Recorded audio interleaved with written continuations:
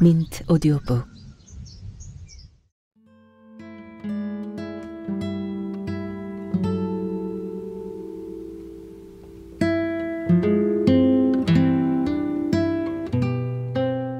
살구, 김용훈.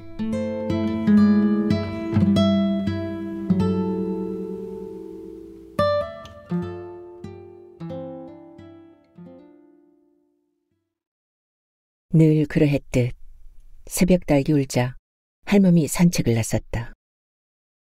들녘을 한 바퀴 돌고 마을 초입의 느티나무 정자를 지날 때 마루 밑에 엎드린 낯선 개 한 마리가 보였다.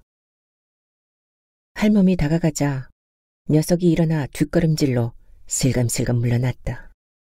이놈아, 어디서 왔어? 할멈이 개와 눈을 맞추며 쪼그려 앉았다. 멀뚱멀뚱 쳐다만 보지 말고 이리 와, 어서. 녀석은 겁먹은 듯 경계하는 표정이 역력했다. 자세히 보니 상처난 오른쪽 뒷다리에 피가 엉겨 붙은 채 바르르 떨었다. 버릴 거면 애초부터 키우지 말아야지. 누가 이런 시골에다 버렸을까? 안쓰러운 표정으로 할멈이 혀를 차며 일어났다. 집으로 향하던 할멈이 몇 걸음 가다 뒤를 보았다. 개도 할멈을 뚫어질 듯 쳐다본다. 아침 햇살이 기지개를 피며 올라왔다. 경운기가 느티나무 길로 통통통 내려갔다. 놀란 개가 귀를 쫑긋 세우고 경운기 쪽을 보다가 제자리에 앉았다. 밥 한 덩어리를 데운 양재기를 들고 할멈이 정자로 왔다. 잔뜩 겁먹은 녀석이 꼬리를 뒤로 감추며 경계하듯 쳐다보았다. 할멈이 양재기를 개 앞으로 밀어놓고 몇 발짝 물러섰다. 야, 이놈아, 배고플 텐데 밥 좀 먹어. 개가 찌그러진 양재기로 다가와 냄새를 맡더니 개 눈 감추듯 먹어치웠다. 바닥을 샅샅이 핥으면서 돌부리에 부딪혔다. 배가 많이도 고팠구먼. 할멈이 다가와 빈 그릇을 집어들고 오른손을 내밀었다. 이놈아, 이리 와봐. 개가 꼬리를 살살 흔들며 도망가지 않고 제자리에 앉았다. 나랑 같이 가자. 걱정하지 마. 난 버리지 않을 테니까. 녀석이 거칠고 주름진 할멈 손에 코를 갖다 대고 킁킁 냄새를 맡더니 혀로 몇 번 핥았다. 가자, 어서. 개가 꼬리를 살살 흔들며 할멈 뒤를 따라갔다. 할멈은 비어있던 개집에 낡은 담요를 깔아주었다. 이제부터 여기가 네 집이다. 녀석이 개집 안을 기웃거리다 슬며시 들어갔다. 할멈이 마당을 가로질러 마루에 걸터앉았다. 살구나무 아래 개집이 그다지 쓸쓸해 보이지 않았다. 이름이 있어야 할 것 같았다. 그래, 허구한 날 마루에 앉아 살구나무만 보았었지. 이젠 살구나무 대신 놈이라도 볼 수 있으니까 살구라고 부르면 되겠구먼. 살구야, 살구야. 할멈이 살갑게 불렀다. 개집에 누웠던 녀석이 귀를 쫑긋 세웠다. 마치 자신을 부르고 있음을 알아챈 듯 할멈을 멀뚱 쳐다보았다. 심심할 때마다 놀러가던 용식 할멈도 잊은 채 살구나무 아래 살구를 바라보면서 하루를 보냈다. 저녁을 먹고 TV를 켰다. 하루도 빠짐없이 치솟는 아파트값 때문에 나라가 시끄럽다. 소외되는 농촌이 뉴스로 나오는 경우가 없다. 이리저리 채널을 돌려도 마찬가지다. TV 위 벽에 걸린 남편의 영정사진이 눈에 띄자 아들 생각이 났다. 온다는 연락도 없이 어제 아들네 외가 다녀갔다. 아들은 복숭아밭을 담보로 대출받겠다며 은행 대출 서류에 인감도장을 찍어달라 떼를 쓰다 올라갔다. 며느리는 힘든 농사는 그만두고 그간 고생하셨으니 요양원으로 들어가 쉬는 게 어떠냐고 생각해 주듯 말했다. 할멈은 기가 차서 한마디도 대꾸하지 않았다. 생각할수록 괘씸했다. 영감이 살아있으면 아들과 며느리가 저러지 못할 텐데. 서글픈 생각이 저절로 들었다. 시부모를 모시며 3대 독자라고 애지중지 키워놓았는데 아직도 철이 들지 않았다. 결혼하면 좀 낫게 쨌는데. 웬 게요? 장날 사왔는가? 할멈이 마실 오지 않으니 용식 할멈이 왔다. 누가 버린 것 같아 데려왔어. 앉을 자리를 손바닥으로 쓸며 말했다. 잘 됐구먼 그려. 이 검둥이가 죽고 나서 많이 적적해 하더니만. 용식 할멈이 마루에 걸터앉아 살구를 자세히 바라보았다. 똥개는 아닌 거로 보이는데? 이름이 무엇이여? 이름? 살구요? 고향의 봄 노래에 나오는 그 살구? 맞아, 그 살구. 듣고 보니 괜찮네. 오늘 장날이라 고추 좀 내다 팔러 갈 건데 같이 가시려나? 용식 할멈에게 장에 갈 것인지 물었다. 지난 장에 갔다 왔어.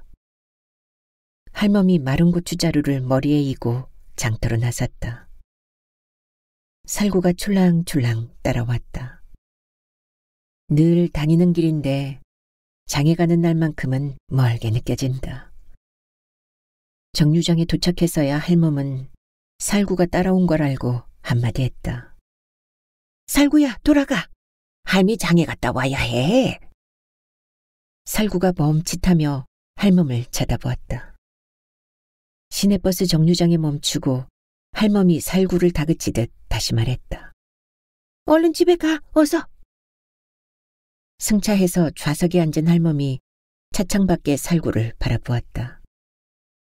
살구도 버스가 사라질 때까지 엉거주춤 서서 눈을 떼지 않았다. 한나절이 지났다. 버스에서 내린 동네 사람들이 정류장 모퉁이에 아직도 웅크리고 앉은 개를 발견하고 고개를 갸웃하며 소 닭보듯 지나갔다. 살구는 버스가 정차할 때마다 일어났다가 제자리에 앉았다. 장터에서 돌아올 할머니를 기다렸다. 해가 질 무렵 마지막 버스가 정류장에 멈춰섰다. 차창으로 할머니를 발견한 살구가 귀를 쫑긋 세우고 일어났다. 버스에서 내린 할멈에게 살구가 뛰어갔다. 살구가 기다릴 줄은 예상하지 못한 할멈이 환하게 웃었다. 앞발을 들어 할멈 바지를 붙잡으며 꼬리를 빠르게 흔들었다. 마중 나왔어? 할멈 얼굴이 환하게 퍼졌다. 살구는 짖지도 않고 반가움에 그냥 달려들 뿐이었다. 아이고 살구야, 내 새끼보다 낫다. 추석을 앞두고 할멈이 마루에 앉아 마당에서 놀고 있는 살구를 쳐다보았다. 어쩌다 여기까지 왔냐? 네 팔자도 어지간하다. 어쨌거나 지난 일은 다 잊어. 알았지? 조끼 주머니에 넣어둔 휴대폰 벨이 울렸다. 엄마, 별일 없지? 며느리를 앞세워 왔다 간 아들이 뜬금없이 전화했다. 별일은 무슨 별일? 벌초하러 언제 올 거야? 추석이 다가오니 먼저 저승가신 영감의 벌초도 하고 성묘도 해야 할 것이므로 할멈이 물었다. 엄마, 요즘 누가 벌초를 해? 대행업체에 맡겨. 아들이란 놈이 불효를 당연하게 투덜거렸다. 오기 싫으면 그만둬. 말하는 내 입만 아프지. 됐고, 추석에 올 거지? 손자 얼굴이라도 보여줘야지. 할멈은 화가 났지만 손자는 보고 싶었다. 대답은 없고 곁에 붙어앉은 며느리와 소곤거리는 소리가 얼핏 들렸다. 올 거니 안 올 거니? 할멈이 추궁했다. 아, 그게 당직이 걸려서 못 갈 것 같아. 곁에서 핑계를 말해준 듯 아들이 머뭇머뭇 대답했다. 또 당직이야? 할멈은 지난 설날에도 당직이라면서 오지 않았던 것을 기억했다. 재수가 없어 그런 걸 어떡해. 며느리가 오기 싫어하니까 거짓말하는 거구나. 곁에서 며느리가 통화를 엿듣고 있음을 알고 있으면서 들으란 듯 큰 소리로 물었다. 거짓말 아니야. 그건 그렇고 지난번 얘기한 거 생각해 보셨어? 복숭아밭을 팔겠다는 말을 생각해 보았냐고 물었다. 할멈이 입술을 깨물었다. 아파트값 더 오르기 전에 이사 가야 해. 하나밖에 없는 아들 엄마가 도와주지 않으면 누가 도와줘? 안 그래? 추석을 앞두고 난데없이 전화한 아들의 속마음이 드러났다. 또 손 벌려? 그런 소리 할 거면 전화 끊어. 할멈이 기어이 소리를 질렀다. 엄마, 마지막이야. 정말 마지막이라고. 재작년인가? 그때 마지막이라고 안 했어? 이번엔 진짜야, 엄마. 나마 이런 중천금이라고 했는데 넌 풍선껌이냐? 왜 말이 없어? 엄마, 그건 그렇고 설 때는 꼭 갈게. 설에는 꼭 온다고? 내가 그때까지 살지 죽을지 어떻게 알아? 할멈은 아들이 너무 괘씸해서 어금니를 물었다. 살구가 계집 밖으로 나와 걱정이나 하는 눈초리로 할멈을 바라보았다. 엄마, 일부러 집에 안 내려가는 게 아닌데 왜 그래? 제발 좀 오해하지 마. 오해 안 하도록 잘하면 되잖아. 아들이 회사에서 안 잘리고 다니는 거 고맙게 생각해. 엄마는 뉴스도 안 봐? 요즘 구조조정이다 뭐다 해서 보따리 싸는 직원들이 얼마나 많은데. 너도 좀 생각해봐라. 엄마도 내일 모레면 70하고도 7이다. 요즘 부쩍 몸도 성치 않고 명절 때 아들, 며느리, 손자 얼굴이라도 보아야 기운이 생길 텐데. 안 오니까 하는 소리다. 할멈은 복숭아밭을 팔아가려는 의도가 괘씸했으나 그래도 배아파난 아들이니 조곤조곤 달랬다. 엄마 통장에 용돈 좀 보냈다고 하니까 알고 계셔. 용돈을 다 보냈다니 기뻐야 하나 그렇지 못했다. 그깟 돈 몇 푼이 효도인 줄 아냐? 다 필요 없어. 할멈은 서운했다. 보아하니 아들 식구가 추석 명절에 오지 않을 모양이다. 엄마, 회의가 있어서 이만 끊을게. 아들이 전화를 끊었다. 아이고, 내 팔자야. 자식 다 키워놓으면 호강할 줄 알았는데. 한숨을 쉬며 일어났다. 할멈은 마루 밑에서 장화를 꺼내 신고 헛간으로 들어갔다. 낫과 갈고리를 챙기고 망태기를 둘러맸다. 할멈은 영감에 벌초를 하다가 잃어버릴까 휴대폰을 망태기에 넣었다. 너도 갈래? 살구가 꼬리를 살살 흔들며 할멈에게 아양을 떨었다. 할멈 심심하니 같이 가자. 농로 끝머리에 징검다리가 놓인 도랑을 건너 산길로 올라갔다. 숲길을 따라 올라가는데 갑자기 푸드덕 소리가 났다. 할멈이 깜짝 놀라 멈칫섰다. 장기 한 마리가 날아오르며 숲으로 사라졌다. 살구가 꿩이 사라진 방향으로 달려갔다가 돌아왔다. 벌초를 끝낸 할멈이 영감 산수 앞에 앉았다. 멀리 들판 건너 왼쪽에 마을이 보였다. 머리에 둘렀던 노란 수건을 풀어 이마에 흐른 땀을 닦으며 살구를 찾았다. 초롱초롱하고 까만 살구의 눈망울을 보니 손자 얼굴이 떠올랐다. 영감, 나 언제 데려갈 거요? 이제 추석이 와도 명절 같지 않아. 하루하루 사는 게 적적해서 싫어. 당신이 이렇게 빨리 갈 줄 알았으면 더 잘해주었어야 했는데. 묘지 옆 풀숲 언저리에 쑥부쟁이가 보였다. 호랑나비 한 마리가 날아와 꽃에 앉았다. 또 한 마리가 날아와 연정을 나누는가 싶더니 하늘로 날아갔다. 할멈이 보라색 쑥부쟁이 송이를 꺾어 묘지 옆에 앉았다. 쑥부쟁이를 쥐고 영감과의 옛날에 빠져들었는데 살구가 바짝 다가와 할멈 얼굴을 혀로 핥았다. 아이고 간지러워 이놈아, 그만해. 할멈은 싫지 않은 듯 살구의 응석을 받아주었다. 외로움을 달래주려고 녀석을 남편이 보내주었나 보다 생각했다. 살구가 귀를 쫑긋 세우며 고개를 돌리더니 재빠르게 소나무 아래 놓인 망태기로 달려가 멍멍 짖었다. 할멈이 멀거니 바라보기만 하자 살구가 할멈의 바지춤을 물고 끌었다. 왜 그래, 살구야? 할멈이 살구를 따라 망태기로 가니 휴대폰 벨이 울리고 있었다. 엄마, 왜 이렇게 전화를 안 받아?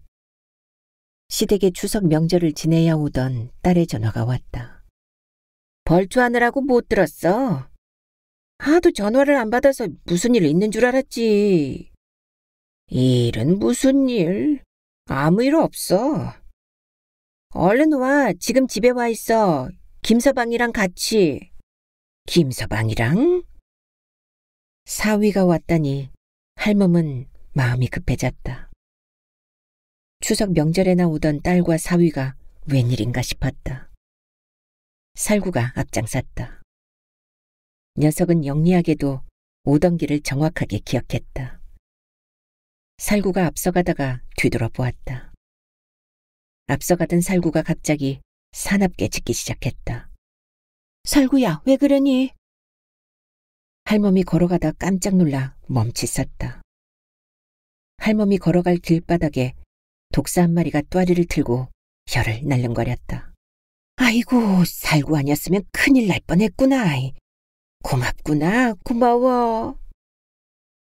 할멈의 고맙다는 말에 살구가 멍멍 짖었다. 벌초를 왜 힘들게 엄마가 해? 아들은 뭐하고? 딸은 남동생이 너무하다며 할멈에게 투덜거렸다. 그렇지 않아도 올케가 엄마를 모시지 않으려는 것을 못마땅하게 여겨왔다. 바빠서 못 온다는데 어쩌겠냐? 나라도 해야지. 할멈은 아들을 감싸며 애둘러 핑계를 댔다. 장모님, 건강은 좀 어떠세요? 저쯤에서 멈칫거리던 사위가 꾸벅 고개를 숙였다. 늙은이 몸이 그렇지 뭐. 그나저나 자네 사업은 어떤가? 미국산이다 호주산이다 수입 쇠고기가 워낙 많이 들어와 힘들죠. 큰일이네. 이러다 축산농가 밥이나 먹고 살 수 있는지 모르겠어. 과수농가도 바나나다 망고다 해서 수입 과일 때문에 많이 힘든데. 장모님, 힘들긴 해도 거래처 절반은 농협 매장이라 든든한 편이에요. 엄마, 사위가 지난달 한우 영농조합 법인을 설립했어. 앞으로 많이 좋아질 거야. 걱정하지 않아도 돼. 사위는 건재하니 걱정은 말라고 딸이 자랑했다. 여보, 그거 아버지와 반반 투자한 거야. 라고 사위가 말하자 할멈은 은근히 미안했다. 결혼할 때 형편이 어려워 예단을 제대로 하지 못해 항상 마음에 걸렸다. 아들은 죽는 신용할 때마다 땅판 돈 보태주면서 딸이라고 한 푼도 주지 않아 더욱 미안했다. 그런 딸은 할멈에게 불평 한 번 안 했다. 딸이 할멈의 마음을 읽고 남편 옆구리를 손으로 툭툭 쳤다. 장모님, 이제 자식 걱정 그만하시고 먹고 싶은 거 있으시면 드시고 하고 싶은 것도 하시고 건강 챙기면서 즐겁게 사세요. 사위가 알아채고 얼른 할멈을 달랬다. 사위 말처럼 해야 하는데 시골 구석에서 쉽지 않아. 할멈은 딸과 사위가 눈물이 글썽하도록 미안하고 고마웠다. 엄마, 요즘도 아침마다 산책 다녀? 늙으면 잠이 없잖아. 저절로 새벽에 눈이 떠지는데 뭐해. 그냥 운동 삼아 바람 쐬고 오는 거지. 아들과 며느리가 엄마 모실 생각이 전혀 없는 모양이지. 설마 그러겠냐. 야금야금 돈 뜯어만 가고 그 나이에 철이 들긴 한 건지. 복숭아밭 정리하면 너도 좀 챙겨줄게. 난 괜찮아. 치매약은 잘 챙겨 드시지?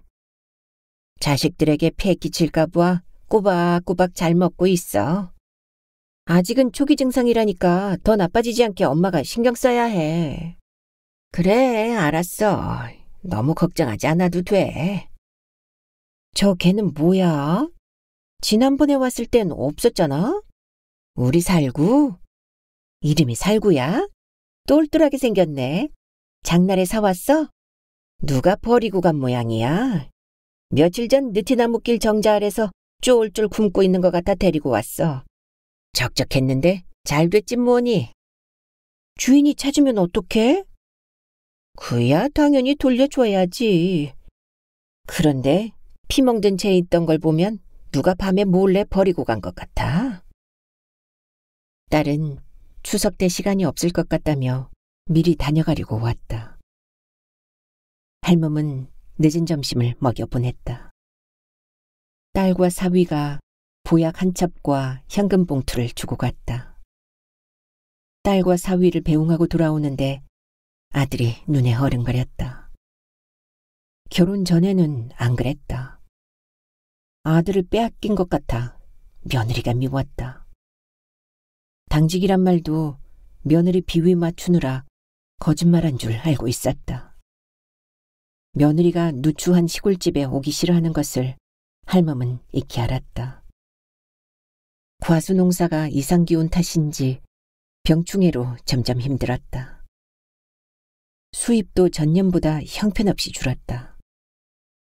인건비가 매년 올라 농사짓기가 갈수록 어려워졌다. 70 중반이 훌쩍 넘어서 일도 힘에 부쳤다. 농사일을 정리하고 싶어도 죽은 남편이 생각나서 그러지 못했다. 작년 추석에 제사를 며느리에게 넘기려 했다. 며느리가 교회 다닌다는 핑계로 딱 잘라 거절했다.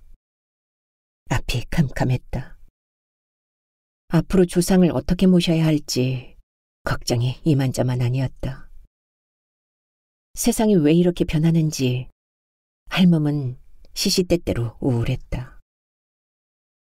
추석에도 할멈은 설에 이어 혼자 성묘를 다녀왔다. 마음이 무거웠다. 고향을 누가 지키며 살 것인가. 시골은 고령화되어 나이 60이면 청년이라는 말을 듣는 게 현실이다. 이대로 가다간 농촌이 사라질지 모른다. 걱정이다. 점심을 거른 채 TV를 켰다. 추석 특집 전국 노래자랑이 방송되고 있었다. 유일하게 마음을 달래주는 프로였다.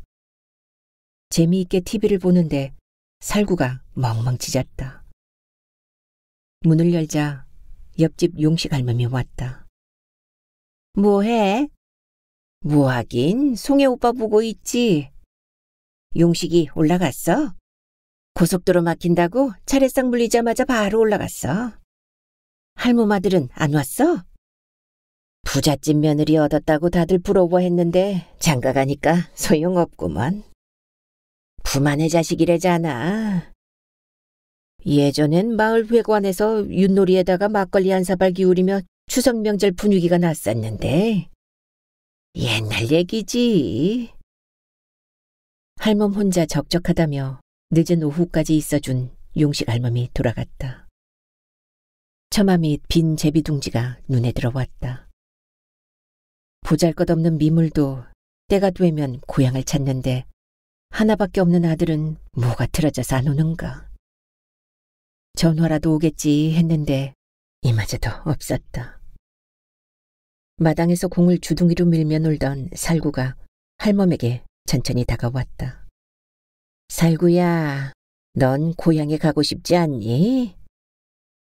살구가 물끄러미 할멈만 쳐다본다. 할멈이랑 바람이나 쐬러 갈까? 녀석이 말귀를 알아들은 듯 멍멍 짖었다. 가만히 있어봐. 이왕 갈 거면 안주라도 챙겨야지. 할멈이 냉장고에서 부침개와 고기 산적 몇 점을 꺼내 소주와 함께 비닐봉지에 쌌다. 좀 멀긴 해도 원류정으로 가자. 냇물이 굽이치며 경치가 기막힌 붕울이 원류봉에 원류정 정자를 마을에 세웠다. 멀리 원류정이 보이는 마을 입구에서 살구가 느티나무로 뛰어갔다가 할멈에게 돌아왔다. 들녘의 고추잠자리가 군무를 이루며 춤춘다. 살구와 할멈은 마을 앞을 가로지르는 개울가 다리를 건너 뚝길로 걸어갔다. 은은하게 들리는 개울 물소리가 고즈넉한 시골 풍경을 정겹게 만들어냈다. 가을 햇빛의 하얀 억새가 은빛 파도로 출렁였다. 앞서가던 살구가 억새 숲으로 사라졌다가 한참 만에 뚝길로 올라왔다. 원류봉 가는 길에 붉은색, 하얀색, 연분홍색 코스모스 꽃이 어울려 넘실댔다. 뚝길 끝머리에 다다르자 냇물이 넓어지면서 강을 이루었다. 굽이쳐 흐르는 강물이 야트막한 산언덕을 휘감아 돌아 내려간다. 좁은 산길을 오르니 원류장이 보였다. 오랫동안 찾는 사람이 없어서인지 바닥에 먼지가 뽀얗다. 할멈이 먼지를 쓸어내고 신문지를 펼쳤다. 살구야, 여기가 원류장이란다. 할멈은 산적 한 조각을 살구에게 주었다. 살구가 산적을 물고 구석으로 갔다. 할멈이 소주 한 잔을 종이컵으로 한 모금 마신 후 얼굴을 찌푸렸다. 오늘따라 왜 이렇게 쓰지? 할멈이 부침개를 안주로 소주를 마저 마셨다. 살구가 멀뚱멀뚱 할멈을 쳐다보았다. 살구야, 할미가 걱정되냐? 살구가 할멈을 멀뚱멀뚱 쳐다보았다. 살구야, 너도 한 잔 어떠니? 너도 사내잖아. 할멈이 소주 한 잔을 장난삼아 살구 입술에 갖다 댄다. 살구가 큼큼 냄새를 맡더니 뒷걸음질 쳤다. 할멈이 희미하게 웃었다. 살구가 안쓰럽다는 눈빛으로 할멈을 쳐다보았다. 술에 취한 탓인지 서글픔이 밀려왔다. 울적한 마음을 누르며 다시 소주를 마셨다. 눈 감고 먼저 간 영감을 생각하다가 고개를 드니 보름달이 눈에 들어왔다. 달에서 영감이 어른거렸다. 살았을 때 잘해주었어야 했는데. 후회만 가득했다. 시집살이 하느라 친정집도 잊고 살았다. 멀지도 않은 친정의 부모를 어쩌다 보니 부류막심하게 살았다. 할멈은 저절로 솟는 눈물을 그냥 흐르게 했다. 모두 내 팔자여. 사는 게 별거 있나. 이렇게 살다 가는 거지. 할멈이 눈물을 손바닥으로 훔치고 살구를 보았다. 살구야, 내 팔자가 왜 이런지 모르겠다. 살구도 할멈을 쳐다보았다.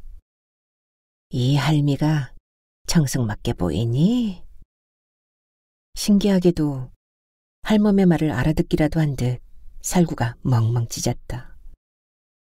청승맞지 않다고? 할미는 살구가 있어 얼마나 좋은지 모르겠다. 할미 마음 알지? 할멈이 자리를 정리하고 일어나자 살구가 또 멍멍 찢었다. 마당에서 부르는 소리가 들렸다. 집에 있어? 할멈이 무거운 몸을 일으키며 문을 열었다. 용식 할멈이 왔다. 해가 중천인데 자고 있었어? 들어와. 술 마셨어? 소주 냄새가 나는데. 어제 저녁 하도 적적해서 원류정에서 조금 마셨어. 아이고, 나라도 부르지, 이 할망구 야이. 요즘 내 마음을 나도 모르겠어. 자꾸만 허전한 게 이 나이에 내가 계절을 타나? 아직도 청춘이구먼. 내일 모레 수요일 읍내에서 KBS 전국 노래자랑 녹화 방송이 있다는데 같이 구경이나 가지? 전국 노래자랑? 다들 송혜 오빠 보러 가자는데?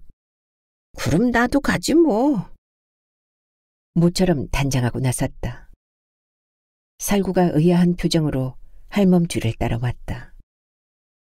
동네 노인들도 한껏 멋을 내고 버스 정류장에 모였다. 마을이 덩 비다시피 했다. 살구야, 오늘은 심심해도 혼자 있어야겠다. 동네 사람과 읍내에 갔다 올 테니 집에 들어가 있어. 알았지? 살구가 손자 손녀라도 되는 것처럼 할멈이 다독다독 말했다. 어이구, 걔가 말 들을 것 같아요. 그게 무슨 말씀이세요? 아니, 추석 전 장날 있잖아요. 내가 장에 갔다 오는데 정류장 옆에 앉아 종일 할멈 기다리고 있는 걸 보았거든요. 우리 살구가요? 이 동네 얘 말고 걔가 또 있나? 얘가 태생만 개지 사람보다 난 것 같아. 동네 노인들이 주고받는 말을 들으며 할멈은 마음이 짠했다. 노래자랑 녹화에 가야 할지 말지 망설였다. 살구가 종일 정류장에서 기다렸다는 것을 오늘 알았다. 녀석이 얼마나 적적했을까. 고맙고 안쓰러웠다. 시내버스가 정차했다. 용식 할멈이 같이 가자고 말했다. 할멈은 살구만 두고 가서 마음이 씁쓸했다. 녹화 현장은 흥이 넘쳤다. 축제 같았던 노래자랑 녹화가 끝났다. 동네 할아범들이 막걸리 술집으로 어울렸고 동네 할멈들은 터미널로 향했다. 살구 할멈만 볼 일이 있다며 읍내시장으로 갔다. 정육점에 들러 사고를 사고 슈퍼마켓에서 소시지도 챙겼다. 시내버스에서 내리니 동네 노인들 말처럼 살구가 기다리고 있었다.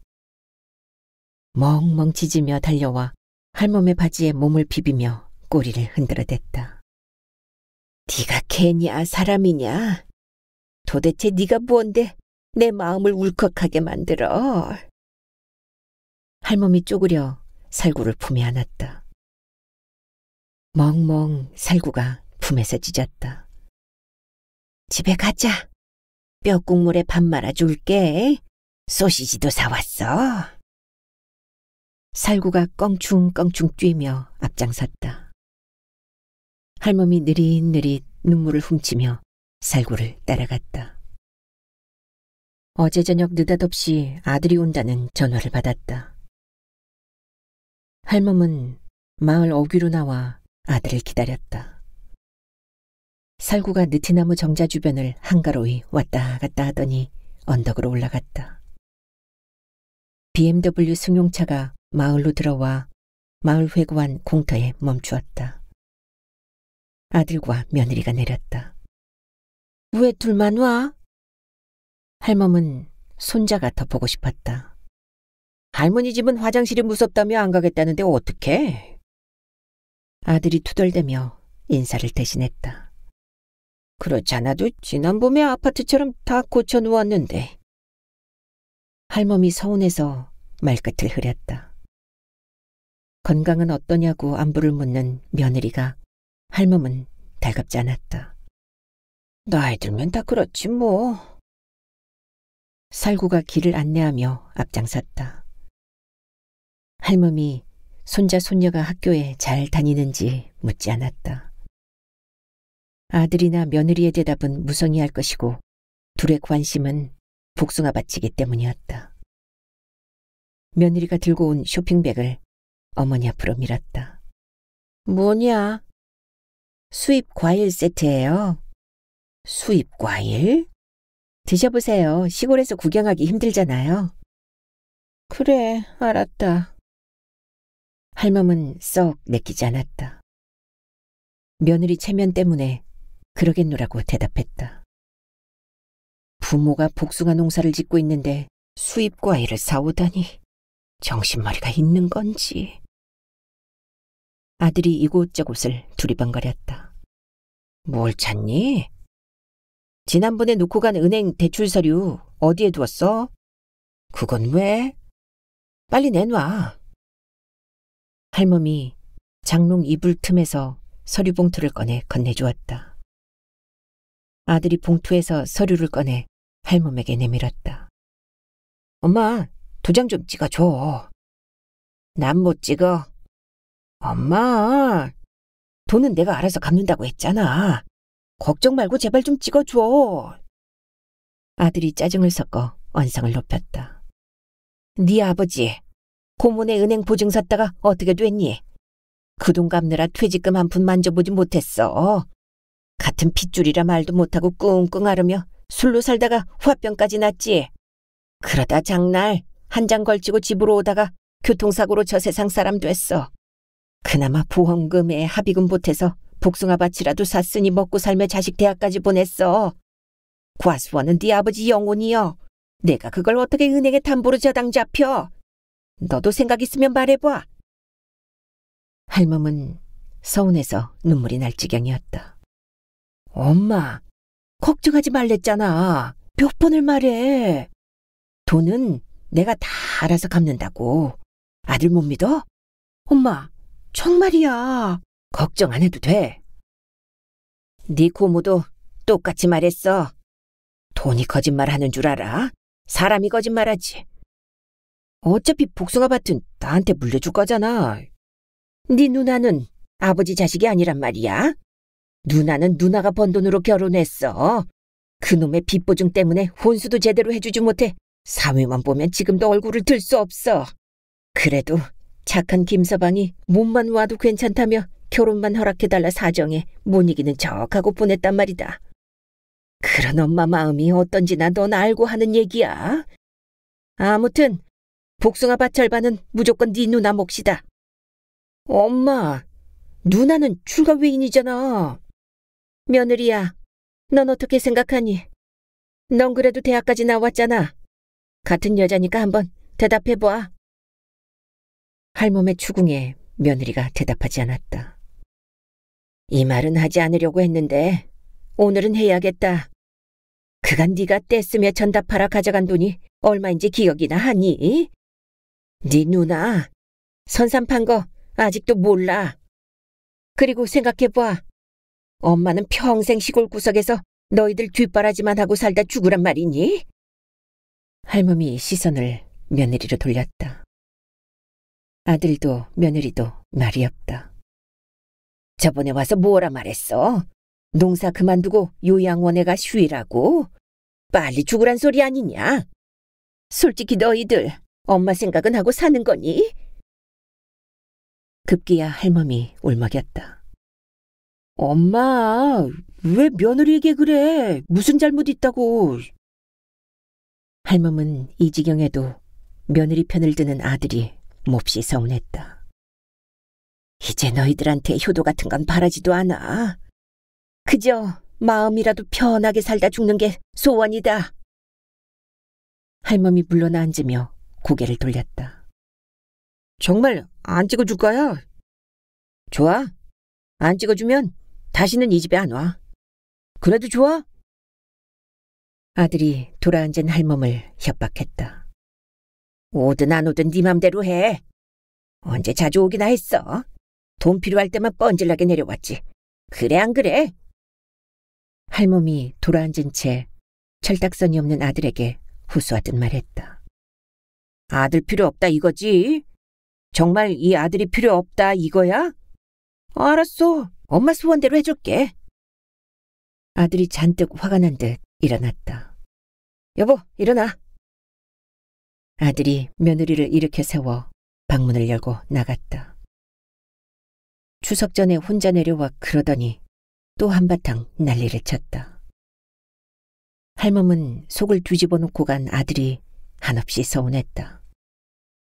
같은 배로 난 자식인데 왜 이리 다른지 모르겠다. 시부모 모시며 자식 키우랴 농사일 하랴 어떻게 살았는지 모른다.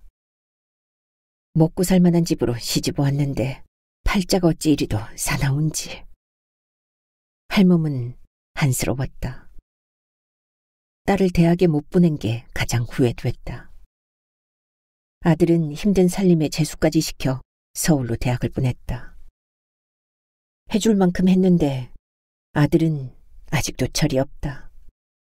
화가 났다.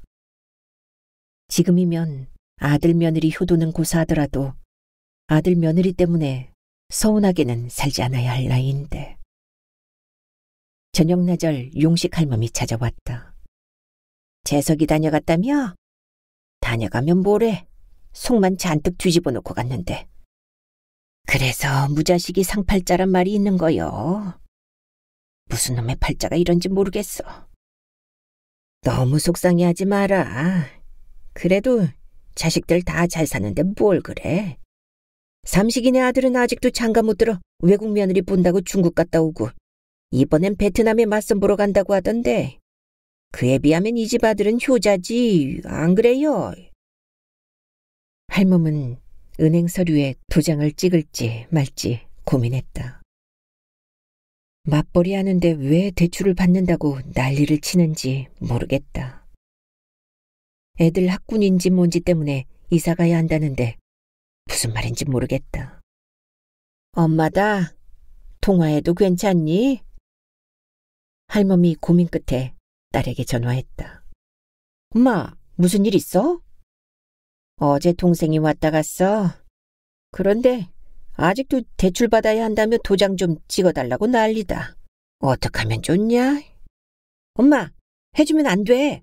나중에 쫓겨나면 어떻게 하려고. 옳게 하는 거 보면 뻔해. 안 모실 거라고. 그럼 엄마 갈 때는 요양원밖에 없어.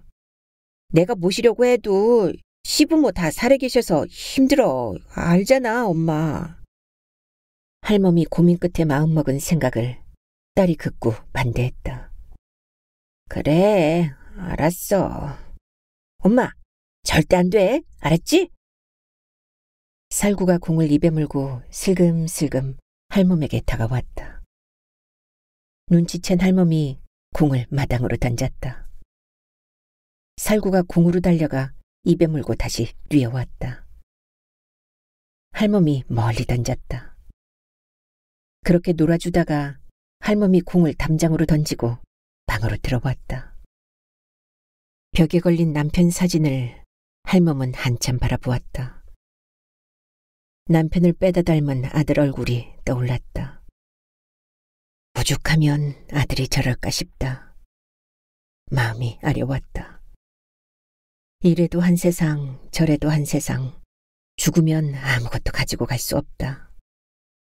내가 왜 이럴까? 갖가지 생각이 들었다. 할멈이 장롱 서랍을 열고 은행 서류에 도장을 찍었다. 해가 질 무렵 할멈이 비닐봉지에 소주를 챙겼다. 살구가 경호원처럼 바짝 따라붙었다. 노을이 붉게 물들어 아름답다. 영감이 살아있으면 지금쯤 이 길을 같이 걸으련만. 남편 무덤에 우짜란 풀을 뜯어내며 할멈이 입을 열었다. 영감, 용서해 주어야 할 일이 있어. 날 뭐라 욕하지 않았으면 좋겠는데 꼭 한마디 들어야 할 것 같구먼. 아들이 갖고 온 은행 서류에 도장 찍었어. 당신한테 허락도 안 받고 어금니 물고 찍었어. 도장 안 찍어주면 다시는 오지 않겠다고 난리를 치는데 영감, 내 맘 알지? 마음에 들지 않아도 우리 자식이잖아. 지켜보던 살구가 살며시 할멈에게 다가왔다. 할멈이 눈물을 훔치고 고개를 돌렸다.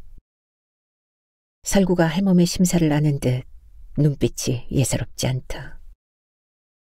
할멈이 소주를 종이컵에 부었다. 당신 먼저 한잔 해요.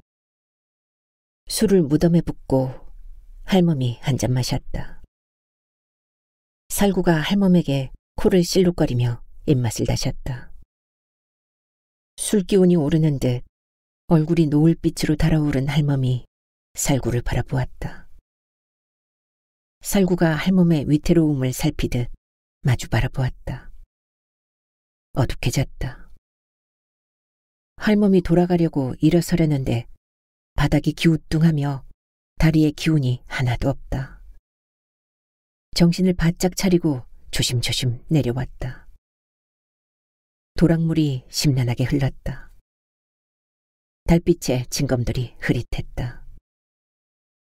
먼저 건넌 살구가 할멈에게 멍멍 짖었다. 도랑을 건넌 할멈이 밤하늘을 보았다. 수많은 별이 할멈을 향해 내려오는 것 같다. 중심을 잡으려고 애쓰는데 마음 같지 않다. 머리가 빙빙 돈다. 다리에 힘이 빠지면서 수확하지 않은 눈으로 고꾸라졌다. 살구가 컴컴한 밤하늘로 멍멍 짖기 시작했다. 할멈이 일어나려 했으나 마음뿐이었다. 누군가의 도움을 받아야 했다. 주머니를 더듬거려 휴대폰을 찾았다. 아차 싶었다. 은행 서류에 도장을 찍을 때 휴대폰을 책상 위에 놓았던 거였다. 덜컥 겁이 났다. 사람 살려, 사람 살려. 할멈이 소리쳐야 소용없었다. 이러다 죽는구나. 서글퍼졌다. 어지럽고 혼미해지면서 졸음이 밀려왔다. 살구가 논으로 내려와 할멈 옷자락을 물고 끌어당겼다. 할멈의 행방불명 신고를 받은 119 구조대가 마을에 도착했다. 용식 할멈이 마시러 왔다가 인기척이 없어 휴대폰으로 전화를 걸었다. 벨이 울리기에 문을 열어보았더니 아무도 없었다. 구조대원과 마을 사람들이 마을을 찾아보았지만 할멈이 보이지 않았다. 아무래도 수색 작업은 내일 아침에 재개해야 할 것 같습니다. 소식을 듣고 달려온 아들과 딸, 사위는 불안했다.